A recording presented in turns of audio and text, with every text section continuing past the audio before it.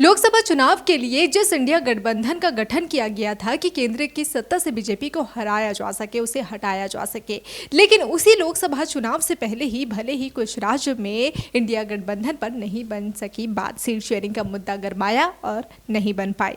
अगर हम बंगाल पर नजर डालें तो अगर हम देखें तो भले ही ममता बनर्जी ने इंडिया गठबंधन से दरकिनार कर लिया है और इसी बीच बचती है जो लेफ्ट पार्टी, जो कि कांग्रेस के साथ सीट शेयरिंग पर बात बनने के बाद आखिरकार गठबंधन में शामिल हो जाती है। लेकिन कुछ ऐसे राज्य हैं जहां पर यही लेफ्ट और कांग्रेस आमने सामने है। जो दल इंडिया गठबंधन में शामिल है उसी दल के ही जो घटक दल है, भले ही कुछ राज्यों में वो मिलजुल कर चुनाव लड़ रहे हैं, साथ एक मंच पर आकर चुनाव लड़ रहे हैं, तो वही कुछ ऐसे राज्य हैं जहां पर कुछ विपरीत स्थिति देखने को मिल रही है। जी हाँ, इंडिया गठबंधन के ही घटक दलों के बीच आमने सामने की टक्कर बताई जा रही है। लेकिन इससे आखिर बीजेपी को क्या फायदा मिलेगा? इंडिया गठबंधन को जो बनाया गया था केंद्र की सत्ता से बीजेपी को हटाने के लिए, क्या इंडिया गठबंधन में इस तरह की वोट जो कुछ राज्यों में जो नहीं बन पाई है सीट शेयरिंग मुद्दे पर बात, क्या इसका जो प्रभाव है लोकसभा चुनाव पर पड़ेगा? क्या इसका फायदा बीजेपी को मिलने वाला है? इस पर चर्चा करेंगे। लोकसभा चुनाव में केंद्र में शासित बीजेपी को चुनौती देने के लिए इंडिया गठबंधन का गठन विपक्षी पार्टियों ने किया, लेकिन चुनाव से पहले ही तृणमूल कांग्रेस की सुप्रीमो ममता बनर्जी और बिहार के सीएम नीतीश कुमार ने इंडिया गठबंधन से किनारा कर लिया। पंजाब और केरल सहित कई ऐसे राज्य हैं जहां इंडिया गठबंधन के घटक दलों के बीच मुकाबला है। पंजाब में कांग्रेस और आम आदमी पार्टी एक दूसरे के आमने सामने है। इसी तरह से पश्चिम बंगाल में कांग्रेस और लेफ्ट पार्टी मिलकर टीएमसी और बीजेपी के खिलाफ चुनाव लड़ रहे हैं।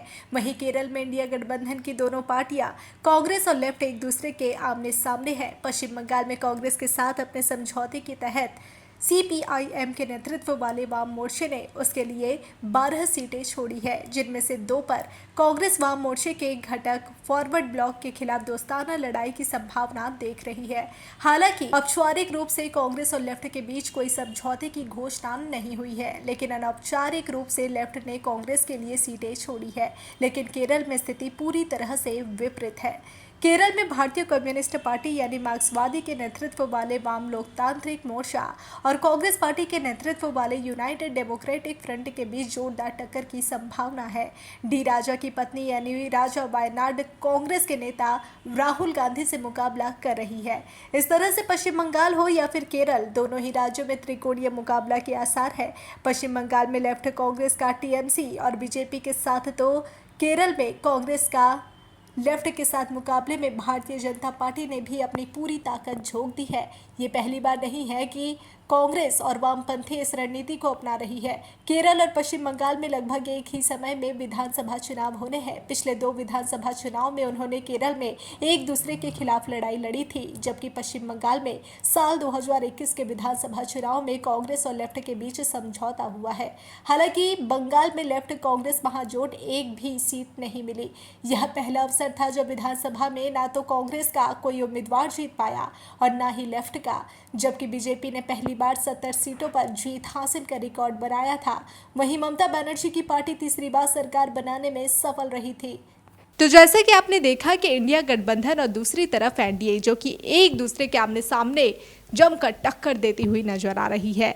हम देख रहे हैं कि सभी राजनीतिक दल जो कि कमर कसे हुए हैं, पूरा भरोसा है उन्हें कि वो इस बार भारी मतों से चुनाव जीतेगी। इधर एनडीए को भारी भरोसा है, उधर इंडिया गठबंधन को। लेकिन ये तो आगामी जो लोकसभा चुनाव होने हैं और उसमें जो रिजल्ट सामने आएंगे, जो जनता तय करेगी, उसी से पता चलेगा आखिर जनता किसकी सरकार चाहती है। केंद्र में एक बार फिर से क्या बीजेपी सरकार काबिज हो पाती है या फिर इंडिया गठबंधन उसे कड़ी टक्कर देती है? इस पर सभी की नजर बनी हुई है और आपकी नजर बनी रहे डिजिटल खबरीलाल पर। खबरें आपकी नजर हमारी।